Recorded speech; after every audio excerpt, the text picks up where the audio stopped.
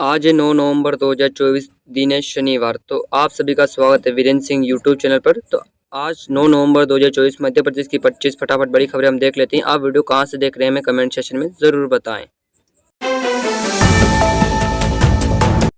मध्य प्रदेश उप चुनाव को लेकर जहां एक और सियासी सरगर्मियां तेज, वहीं दूसरी तरफ एमपी की मोहन सरकार ने लाली बहनों को एक बड़ी सौगात दे रही। बुंदेली और विजयपुर उपचुनाव से पहले एमपी की 1 करोड़ से अधिक महिलाओं के लिए यह काम की खबर। सीएम ममता ने आगामी दिनों में लाली बहनों को यह सौगात देने वाली है।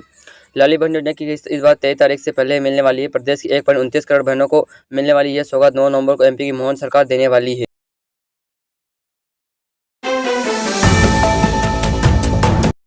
सीहोर जिले की चर्चित विधानसभा सीट बुंदेली 2 दशक से भाजपा के कब्जे में। केंद्रीय मंत्री शिवराज सिंह चौहान ने यहां से 1990 में चुनाव जीतकर विधानसभा में प्रवेश किया था।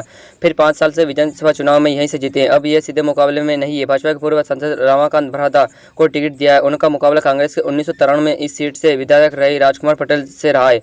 भाजपा के इस गाड़ी में सेंधल लगाने कांग्रेस के बुजुर्ग नेता दिग्विजय सिंह गाँव दर्शक दे रहे। बीते दिन मध्य प्रदेश के मुख्यमंत्री महोदय ने कहा कि प्रधानमंत्री इंटर योजना के युवाओं को भारत की शीर्ष कंपनी में व्यावहारिक अनुभव प्राप्त करने का अनूठा अवसर प्रदान करती है, जो उनके कौशल और रोजगार योग्यता को सशक्त बनाएगी। प्रधानमंत्री इंटर योजना के तहत युवाओं को 10 नवंबर तक आवेदन कर सकेंगे। उन्हें शीर्ष 500 कंपनी में व्यावहारिक अनुभव मिलेगा। 12 माह की इंटर योजना के बाद रोजगार योग्यता के क्षेत्र में सक्षम बन सकेंगे। सीएम महोदय ने युवाओं को योजना का लाभ देने की अपील की है। इसमें 21 से 24 साल तक युवा मध्य प्रदेश सरकार द्वारा आर्थिक रूप से सक्षम महिलाओं को सक्षम बनाने के लिए लाली बहन योजना चलाई जा रही है। इस योजना के तहत 9 नवंबर को इंदौर में समारोह आयोजित किया जा रहा है, जिसमें 1.29 करोड़ लाली बहनों के खाते में 1250 रुपये ट्रांसफर किए जाएंगे। मध्य प्रदेश के मुख्यमंत्री महोदय ने ऐलान किया है कि देव उठनी 11 से पहले लाली बहनों को खुशियों का उपहार दिया जाएगा। इस सरकार लाली बहनों की योजना में जरिए 18वीं किस्त महिलाओं के खाते में डालेगी।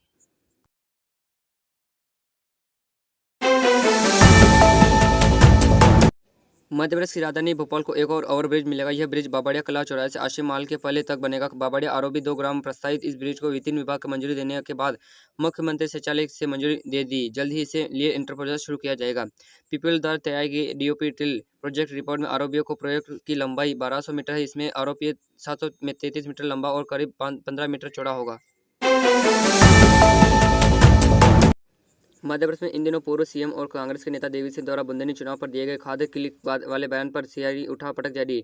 इसका असर प्रदेश उपचुनाव पर भी पड़ रहा है। दिग्विजय सिंह ने इस बयान का पर पूर्व कैबिनेट मंत्री उषा ठाकुर का बड़ा बयान सामने आया। उषा ठाकुर ने कहा कि दिग्विजय सिंह अपने भड़काऊ बयान से मध्य प्रदेश के वातावरण को खराब कर रहे हैं। अब तो यह सब करना उनके जीवन का एक अनिवार्य हिस्सा हो गया है। मध्य प्रदेश की मोहन यादव सरकार प्रदेश में औद्योगिक विकास के लिए लगातार काम कर रही है।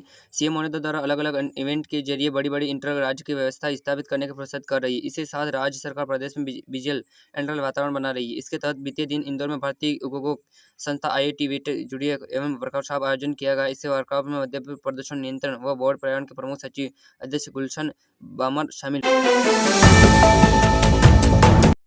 मध्य प्रदेश के युवाओं के लिए अच्छी खबर है। इंदौर में महज 15,000 रुपये में ड्रोन चलाने की ट्रेनिंग को लेकर रोजगार प्राप्त कर सकेंगे। मोहन यादव सरकार ने यह ड्रोन स्कूल खोलने के लिए चेन्नई अन्ना विश्वविद्यालय का अनुभव किया है।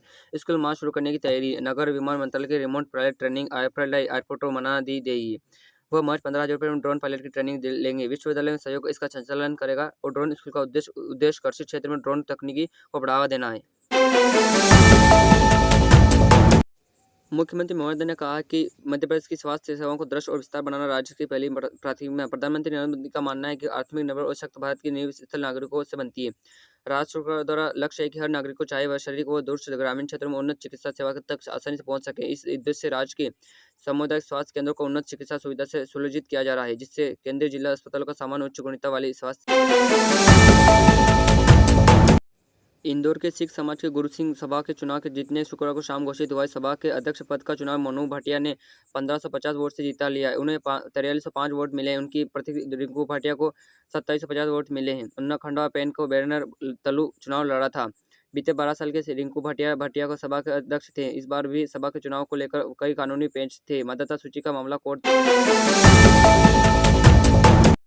भारतीय सेनाओं के जवानों ने आर्थिक पर शोषण कर गंभीर आरोप लगाया। दतिया में मीडिया के सामने सेना के जवान हरीश यादव और शंकर सिंह गुर्जर ने चौंकाने वाला खुलासा करते हुए बताया कि सेना के अधिकारी उनसे निजी कार्य करवाते हैं, जैसे घर की सफाई, कुत्ते का ठहराना और पार्टियों में वेटर का काम करवाना। उन्होंने बताया कि विरोध करने पर उन्हें भगोड़ा घोषित कर दिया जाता है और नौकरी से निकालने की धमकी दी जाती है। हरीश यादव ने 2015 में 12 सिपाही बटालियन जोधपुर में कार्य करते हैं। मध्य प्रदेश में इस साल नवंबर की शुरुआत से ही ठंड से अपनी दस्तक दे रही प्रदेश के एकमात्र ही स्टेल पंचमढ़ी में ठंड का असर सबसे अधिक देखने जा रहा है, जहां तापमान 12 डिग्री सेल्सियस से नीचे पहुंच गया है। यह जगह फिलहाल प्रदेश का सबसे ठंडा स्थान बना गया है। दिन और दोनों समय यह तापमान काफ़ी ठंडा हो चुका है। पंचमढ़ी में ठंड का स्तर इतना अधिक है कि पिछले 7 रातों में 6 बार पंचमढ़ी प्रदेश का सबसे ठंडा क्षेत्र रहा, जबकि एक बार ही अमरकंटक से भी सबसे दिवाली की रात उज्जैन में फोड़े गए पटाखे के कारण हवा काफ़ी जहरीली हो गई थी। इसका प्रमुख कारण शहर में चलाए गए विभिन्न प्रकार के पटाखे थे। इस रात शहर में एफआईआर एयर क्वालिटी इंटरवल 327 तक पहुंच गया था, जबकि सामान्य दिनों में 60 तक आसपास रहता है। 31 जून को मध्य प्रदेश में दिवाली के प्रमुख भारी आतिशबाजी के बाद कई शहरों में प्रदूषण जानलेवा स्तर पर बढ़ गया। इसका कारण प्रमुख कारण पटाखे बताए जा रहे हैं और दीपावली की रात और अगले दिन पटाखों के प्रदूषण के कारण सांस लेना भी मुश्किल हो गया।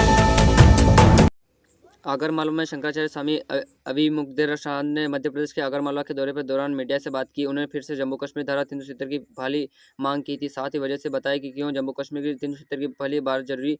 शंकराचार्य ने कहा कि हम गोभक्त हैं, इसलिए कश्मीर में धारा 370 की बहाली चाहती है। उन्होंने कहा कि धारा 370 लागू करने के दौरान कश्मीर रणनीति दंड संहिता लागू था। इसके तहत गौ हत्या।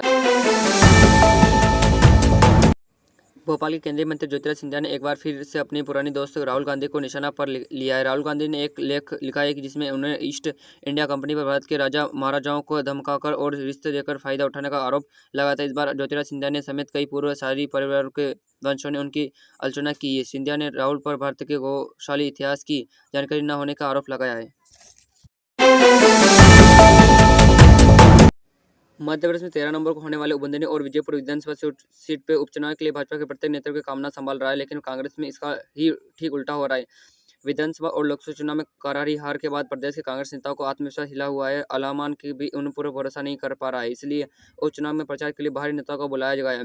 राजस्थान के पूर्व मुख्यमंत्री सचिन पायलट के विजयपुर से संभाल की भरपूर की सांसद